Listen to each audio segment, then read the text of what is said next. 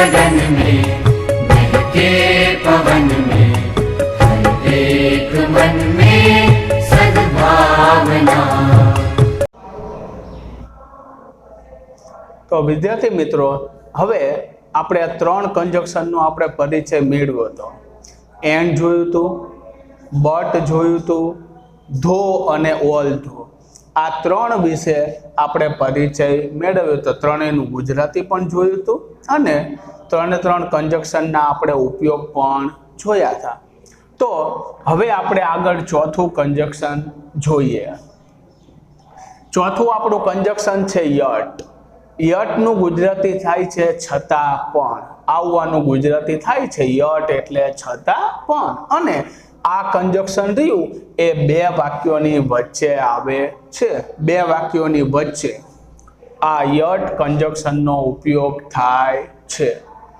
આ યટ રહ્યું એ વિરોધાભાસ બતાવવા માટે વપરાય છે। ઓલા બટ, ધો, ઓલ ધો, આ બધાની જેમ આ યટ પણ વિરોધાભાસ બતાવવા જ વપરાય છે। એટલે યટ પણ વિરોધાભાસ જ બતાવે છે, બટ, ધો, ઓલ ધોની જેમ। ચાલો તો હવે આના માટેનું આપણે એક એક્ઝામ્પલ જોઈએ। દાખલા તરીકે આવું આપેલું છે કે હી વોઝ ઇલ, તે માંદો હતો, yet he went to school. આવું આપણે એક્ઝામ્પલ કહી શકીએ કે હી વોઝ ઇલ, તે માંદો હતો, યટ એટલે છતાં પણ, તે માંદો હતો છતાં પણ હી વેન્ટ ટુ સ્કૂલ એટલે તે સ્કૂલે ગયો હતો। એટલે આ રીતે આનું એક્ઝામ્પલ બનાવી શકાય। છતાં પણ થાય, તે માંદો હતો છતાં પણ તે સ્કૂલે ગયો હતો। એટલે આવી રીતે યટ બે વિરોધી વાક્યોની વચ્ચે વપરાય છે। બે વિરોધી વાક્યોની વચ્ચે આનો ઉપયોગ થાય છે। ચાલો હવે આગળ આપણે પાંચમું કન્જક્શન આપણે જોઈએ। તો આપણું પાંચમું કન્જક્શન છે સો અથવા ધેરફોર। બરાબર, સો કો અથવા ધેરફોર કો, આ બંને શબ્દ એક જ છે, ખાલી શબ્દો જુદા છે, બાકી એનું ગુજરાતી સેમ જ છે। સો હોય કે ધેરફોર હોય, આ બેયનું ગુજરાતી થાય છે તેથી। સો અથવા ધેરફોર બેયનું તેથી થાય ગુજરાતી। હવે અહીંયા ગુજરાતી ઉપર જ છે, બાકી આના જેવા બીજા કોઈ કન્જક્શનની જેમ અહીંયા કોઈ નિયમ નથી। તેથી જેવું ગુજરાતી થાય તો આપણે સો અથવા ધેરફોરનો ઉપયોગ કરવો પડે। આપણે એક્ઝામ્પલ જોઈએ। દાખલા તરીકે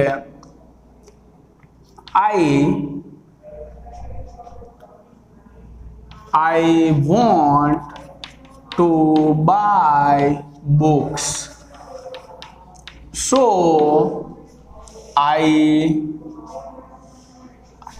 અહીંયા આપણે wanted કરી દઈએ, ચાલો ને, I wanted to buy books, so I went to the market. I wanted એટલે હું ઈચ્છતો હતો, to buy એટલે ખરીદવા, books એટલે પુસ્તકો, એટલે હું પુસ્તકો ખરીદવા ઈચ્છતો હતો। so એટલે તેથી, I went to the market તેથી હું બજારે ગયો હતો। એટલે આવી રીતે જો તેથી જેવું ગુજરાતી થતું હોય તો આપણે so અથવા ધેરફોર બેમાંથી આપણે એકનો ઉપયોગ કરી શકીએ। તેથી જેવું ગુજરાતી થવું જોઈએ। બરાબર, ફરીથી કહી દઉં, હું પુસ્તકો ખરીદવા ઈચ્છતો હતો તેથી I went to the market એટલે હું બજારે ગયો હતો। તો આવું તેથી જેવું ગુજરાતી બતાવવા માટે સો અને ધેરફોર વપરાય છે। ચાલો એના પછી આપણે આગળ છઠ્ઠું કન્જક્શન જોઈએ। તો આપણું છઠ્ઠું કન્જક્શન છે બીકોઝ। તો આ બીકોઝનું ગુજરાતી થાય છે કારણ કે। બીકોઝ એટલે આનું ગુજરાતી થાય કારણ કે। બરાબર, તો અહીંયા ગુજરાતી ઉપર જ છે, આના માટેનો કોઈ નિયમ છે નહીં। આના માટે અહીંયા કોઈ નિયમ નથી, કારણ કે એવું ગુજરાતી થાય એટલે આપણે બીકોઝ મૂકવાનું થાય। બરાબર, તો આના માટેનું આપણે એક્ઝામ્પલ જોઈએ। તો હવે જો આ 100 વાળા વાક્યને તમે ઊંધું કરી નાખો તો એ બીકોઝ થી થઈ જાય. દાખલા તરીકે I went to the market. I went to the market because I wanted to buy books. બરાબર. I went to the market એટલે હું બજારે ગયો હતો. હું બજારે ગયો હતો because એટલે કારણ કે I wanted to buy books. હું પુસ્તકો ખરીદવા ઈચ્છતો હતો. બરાબર થઈ ગયું ને. હું બજારે ગયો હતો તો બજારે જવાનું કારણ શું? તો હું બજારે ગયો હતો કારણ કે I wanted to buy books, કારણ કે મારે પુસ્તકો ખરીદવાની ઈચ્છા હતી. એટલે આવી રીતે કારણ કે બતાવવા માટે because વપરાય છે. એટલે કે આ 100 વાળું જે વાક્ય છે 100 વાળા વાક્યને ઊંધું કરી નાખો, આ 100 વાળા વાક્યને આમ ફેરવી નાખો, પાછળનું વાક્ય આગળ લખો અને આગળનું વાક્ય પાછળ કરી નાખો એટલે એ because થી બની જાય. 100 વાળા બધા વાક્યો, 100 વાળા તમામ વાક્યોને તમે ઊંધા કરશો એટલે એનો જવાબ because થી બની જશે. અને આ because વાળા જે વાક્યો છે આ because વાળાને ઊંધું કરી નાખો તો એ 100 થી બની જાય. બરાબર. બંને એકબીજાના ઊંધા વાક્યોના સ્વરૂપમાં વપરાય છે. ચાલો એના પછી હવે આપણે 7મો નંબર જોઈએ. 7મો નંબર આપણો છે એઝ. એઝ નો મતલબ એ થાય છે કારણ કે. બરાબર. આ બીકોઝ ની જેમ જ એઝ છે. બીકોઝ એટલે કારણ કે થાય, એઝ એટલે કારણ કે જ થાય. તો આનું આપણે એક્ઝામ્પલ જોઈએ. દાખલા તરીકે I got less marks as I did not work hard. બરાબર. જો ગુજરાતી કરો I got less mark એટલે મારે લેસ માર્ક એટલે ઓછા માર્ક, મારે ઓછા માર્ક આવ્યા હતા. એસ એટલે કારણ કે મારે ઓછા માર્ક આવ્યા હતા કારણ કે I did not work hard, કારણ કે મેં સખત મહેનત કરી નહોતી. મારે ઓછા માર્ક આવ્યા હતા કારણ કે મેં સખત મહેનત કરી નહોતી. એટલે આવી રીતે કારણ કે બતાવવા માટે આ એઝ નો ઉપયોગ થાય છે. આ એઝ કંજક્શન રહ્યું એ વચ્ચે વપરાય છે. આ બીકોઝ કંજક્શન પણ વચ્ચે જ આવે છે. આ સો અને ધેરફોર રહ્યું એ પણ વચ્ચે જ વપરાય છે. તો અત્યાર સુધીના આપણે જેટલા કંજક્શન જોયા, યર જોયું, સો અથવા ધેરફોર જોયું, બીકોઝ જોયું, એઝ જોયું, આ બધા કંજક્શન બે વાક્યોની વચ્ચે જ વપરાય છે. બે વાક્યોની વચ્ચે જ એનો ઉપયોગ થાય છે. ચાલો હવે આપણે એના પછીનું કંજક્શન જોઈએ, સિન્સ. એના પછીનું આપણું કંજક્શન છે સિન્સ. તો આ સિન્સનું ગુજરાતી આવું થાય છે, ના હોવાના કારણે. આવવાનું ગુજરાતી થાય ના હોવાના કારણે. હવે આ કંજક્શન રહ્યું એ શરૂઆતમાં આવે છે અથવા તો વચ્ચે પણ આનો ઉપયોગ થઈ શકે. મોટા ભાગે આ સિન્સ કંજક્શન રહ્યું, આ સિન્સ કંજક્શન મોટે ભાગે વાક્યની શરૂઆતમાં આવે છે, શરૂઆતમાં વપરાય છે. પણ જો એને વચ્ચે લેવું હોય તો વચ્ચે પણ આવી શકે. સિન્સનું ગુજરાતી આવું થાય છે, ના હોવાના કારણે.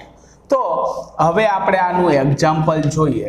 દાખલા તરીકે આવું કહી શકાય, since it was raining heavily I did not go to school. બરાબર, આવું કહી શકાય. Since it was raining heavily. Raining heavily એટલે ભારે વરસાદ પડવો, એટલે ભારે વરસાદ પડી રહ્યો હોવાના કારણે. જો આ સિન્સ વાળાનું ગુજરાતી આવી રીતે છે, સમજજો. સિન્સ કંજક્શનમાં આવતું હોય તો પહેલા વાક્યનું ગુજરાતી કરવું પડે. પહેલા વાક્યનું ગુજરાતી થઈ જાય એના પછી સિન્સનું ગુજરાતી કરવાનું થાય અને એના પછી આ બીજા વાક્યનું ગુજરાતી કરવાનું આવે. એટલે આ રીતે સિન્સમાં આ રીતે ગુજરાતી થાય છે. પહેલા વાક્યનું ગુજરાતી, પછી સિન્સનું ગુજરાતી અને પછી બીજા વાક્યનું ગુજરાતી. તો આ રીતે આનો ઉપયોગ થાય છે. ફરીથી કહી દઉં, સિન્સનું ગુજરાતી છે ના હોવાના કારણે. ના હોવાના કારણે એવું આનું ગુજરાતી છે. શરૂઆતમાં આવી શકે, વચ્ચે પણ આવી શકે. પછી જ્યારે ગુજરાતી કરો ત્યારે પહેલા વાક્યનું ગુજરાતી થાય, પછી સિન્સનું ગુજરાતી થાય અને પછી બીજા વાક્યનું ગુજરાતી થાય. આ રીતે એ વપરાય છે. બરાબર, તો આવાનું ગુજરાતી કરીએ આપણે. ઇટ વોઝ રેનિંગ હેવીલી એટલે ભારે વરસાદ પડી રહ્યો હોવાના કારણે. જો પહેલા આનું ગુજરાતી કર્યું, ભારે વરસાદ પડી રહ્યો હોવાના કારણે I did not go to school એટલે હું સ્કૂલે ગયો નહોતો. તો આ રીતે ગુજરાતી થાય કે ભારે વરસાદ પડી રહ્યો હોવાના કારણે હું સ્કૂલે ગયો નહોતો. તો આપણે આ સિન્સ કંજક્શન જોયું. બરાબર, આપણે અત્યાર સુધી આ વિડીયોમાં આપણે 5 કંજક્શન જોયા. યટ જોયું જેનું ગુજરાતી થાય છે છતાં પણ, વિરોધાભાસ બતાવવા માટે આવે છે. એના પછી 5મું સો અને ધેરફોર જોયું, એનું ગુજરાતી થાય છે તેથી. એના પછી 6થું આપણે જોયું બીકોઝ, એનું ગુજરાતી થાય છે કારણ કે. 7મું આપણે જોયું એઝ, એનું પણ ગુજરાતી થાય છે કારણ કે. એના પછી આપણે 8મું જોયું સિન્સ, એનું ગુજરાતી થાય છે ના હોવાના કારણે. તો આના પછી હવે આપણે આગળ 9મું કંજક્શન જોઈએ. તો આના પછી આપણું 9મું કંજક્શન છે ઓર. આપણે 9મું કંજક્શન જોઈએ ઓર. ઓર કંજક્શન વિશે આપણે પરિચય મેળવીએ. આપણું આગળનું 9મું કંજક્શન છે ઓર. બરાબર, તો આપણું 9મું કંજક્શન આપણે જોઈએ. 9મું કંજક્શન છે ઓર. હવે આ ઓરનું ગુજરાતી થાય છે અથવા. અથવાય કહેવાય અને 2 માંથી 1 આવું પણ કહી શકાય. ઓર એટલે અથવાય થાય અને 2 માંથી 1. આ 2 માંથી આપણે ગમે કહી શકીએ. આનું ઓરનું ગુજરાતી અથવાય થાય અને 2 માંથી 1. હવે આપણે એનું ગુજરાતી તો જોયું, હવે આનો ઉપયોગ શું? તો આ ઓરનો ઉપયોગ પસંદગી માટે વપરાય છે. બરાબર, ઓરનો ઉપયોગ ક્યાં થાય છે?